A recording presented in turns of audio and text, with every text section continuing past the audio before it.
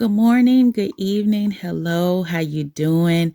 I don't know what time of day it is for you, but I'm so glad that you decided to tune in to another episode of Inspirations with Rashonda, which is a little bit of this, a little bit of that, all things inspiration for your mind, body, and soul care. So today, if you read the title, it's This Must Not Be God. This must not be God. How many times have we said that in our life? This ain't God. God ain't got nothing to do with this. Because I'm going through stuff. Everything is hitting the fan. Everything but the kitchen sink is coming at me. I feel like I'm getting more lemons than lemonade. But what if I told you that those very things just might be God? I was looking at this. I was doing a Christmas um, devotional for YouVersion. Don't know if you know YouVersion, but I love it. It has a lot of devotionals, a lot of little Bible plans and things of that nature that I just love to do. And just to look at. But they got some Christmas ones, and I was reading this one. It's called "What Is This?" Embracing the gifts you didn't ask for. And that's a devotional plan. It's a Christmas plan, so I don't know if it'll be available after Christmas. It should, but I'm really not for sure. Plus, I'm just trying to earn my badge, okay? So, but it's what is this? Embracing the gifts you didn't ask for. And it was beginning to talk about Mary and Joseph and how, the whole thing came about with Mary being pregnant, getting pregnant with Jesus, and how she was a virgin, and Joseph planned to marry her, but what would it look like if he married somebody that was already pregnant? Back in that day, that was something. He didn't want to really marry her. What would people say? He was thinking about putting her away quietly, or just divorcing her, and not being with her. But the angel of the Lord had to come to Mary first and let her know that, hey, this is what's going to be happening. God chose you. He favored you among all the women in the world. First of all, what is that like? Like, to be favored amongst all women in the whole wide world, like God found favor with you. That is like, yeah, that's like cool points right there. But God found her favorable. And so he wanted to, impregnate her with his son, the angel came to Mary first, but then, it turned around and went to Joseph, because Joseph was having some ill feelings, like, I don't know about this, what is happening. The angel had to go to him. So it's basically beginning to talk about those hardships and the heartache that they both had to go through, that they both had to encounter. But I liked it because it said hardships and heartaches aren't signs that you aren't favored.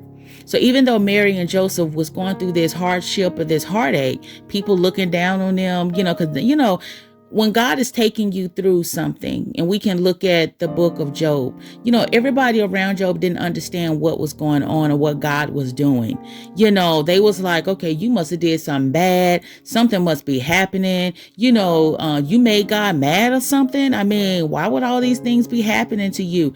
But, sometimes we go through heartaches and hardships of life, that God takes us through. It's just part of the process. It's part of the journey. It's to build our faith, and then it's to take us through our it also could be to for God to show us the people around us. Hey, the people around you aren't so great. I'm gonna take you through this time in your life so you can see who these people really are, and that I'm finna weed some folks out for you by this trial that you're about to go through, by this test that you're about to endure, or it could be to get you, God is birthing you through the pain, from the pain to your purpose. So, hardships and heartaches aren't signs that you aren't favored.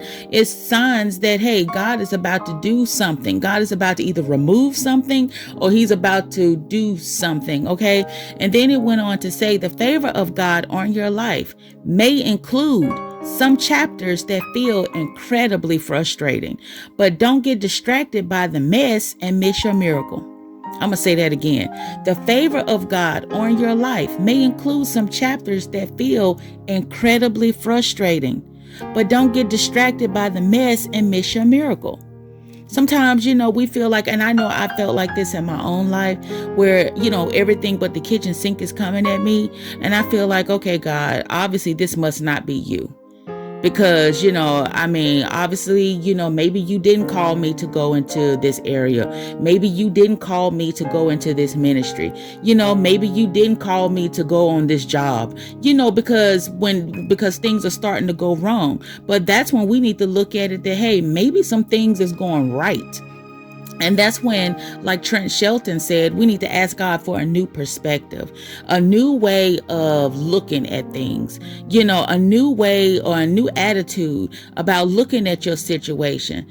Because when you ask God to give you a new perspective about, God, why'd you send me on this job? And it seemed like when I got on this job, and I know you told me to go on this job, you blessed me with the job, but now it seems like everything it's crumbling down.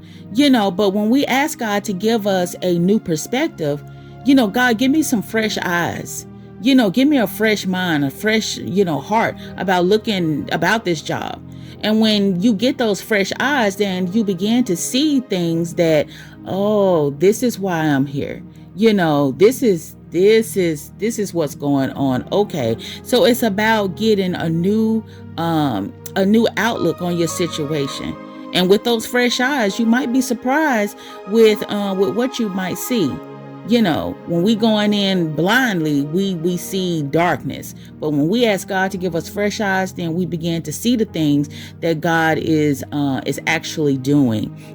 So God may have you in that chaos, or might have just put you on that job to introduce him to someone, to pray for someone. We just never know, which is why we need to ask God, okay, God, obviously,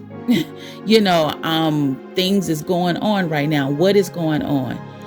What do I need to pray for? What do I need to fast for?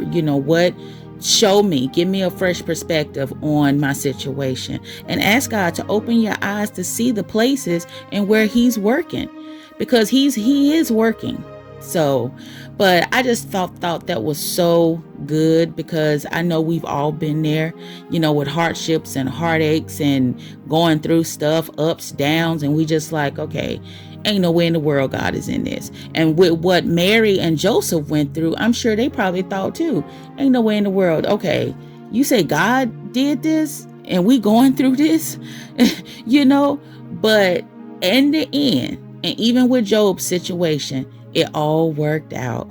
It all worked out. It was for God's plan and for God's purposes. So begin to look at your situation differently. Begin to ask God for a new perspective. Give you fresh eyes to see exactly what he's doing in a situation, because it may not be what you think. And the enemy wants us to see things in a totally negative light. He don't want us to see things. He don't want us to see what God wants us to see. But we need to rebuke him and ask God, Lord, give me fresh eyes. Give me a fresh perspective on this and what I should be seeing, as opposed to what, my emotions want me to see. So again, the favor of God on your life may include some chapters that feel incredibly frustrating, but don't get distracted by the mess and miss your miracle. Be blessed.